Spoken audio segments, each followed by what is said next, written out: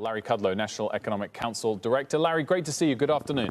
Thank you, Wilfred. Appreciate it. Those points we just made, clearly there are cases spiking in certain areas, and that has led to some economic shutdowns again. Does that concern you? The broader economic recovery might be derailed?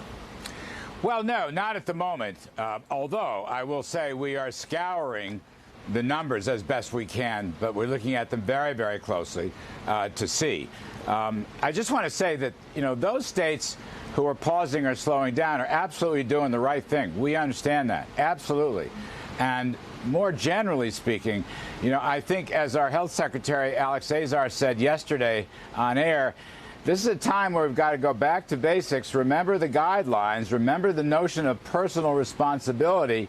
If you're in a hot zone and you're coming up with against people, you've got to have your face covering, and you've got to get tested if that's what's happening around you in a hot zone, and you've got to have great personal hygiene, and you've got to have your social distancing. Now, we know how to do that. We're in a different place today than we were last March and April, but these breakouts will happen, and we have to apply the right mitigation techniques. And I'm glad to see these state governors are taking action. Those have been our guidelines from day one. Larry, you've said before, in fact, on this show, that you don't want to see the unemployment benefits extended beyond the end of July. I wonder whether that's an immovable position in your mind. If we do see ongoing spikes and ongoing re-shutdowns of the economy, which we hope we won't, but if we do, would you shift your position on that potentially if people don't have jobs to go back to? Well, look, we're looking at a lot of options, and we will continue to look at a lot of options. And again, I want to emphasize that I know in some of these hot spots, Florida, Texas, Arizona, and so forth, California, there are places that are doing much better. For example, like New York, that's very important. And Philadelphia, Michigan have been doing very well. So we've hit a bad patch, and we know how to mitigate that. I don't think it's going to last too long.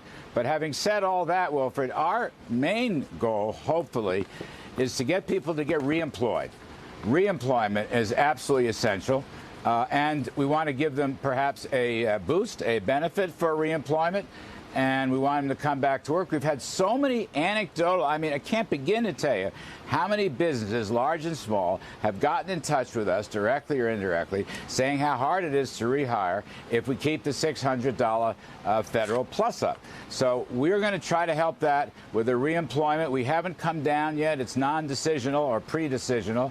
By the way, the president continues to push for the payroll tax holiday for the workforce for the same reason. He wants to give them an after-tax bonus to come back to work. So at the moment, the story looks very good, set for a V-shaped recovery. Might it change? Yes, it might, and we will be looking very, very carefully at this.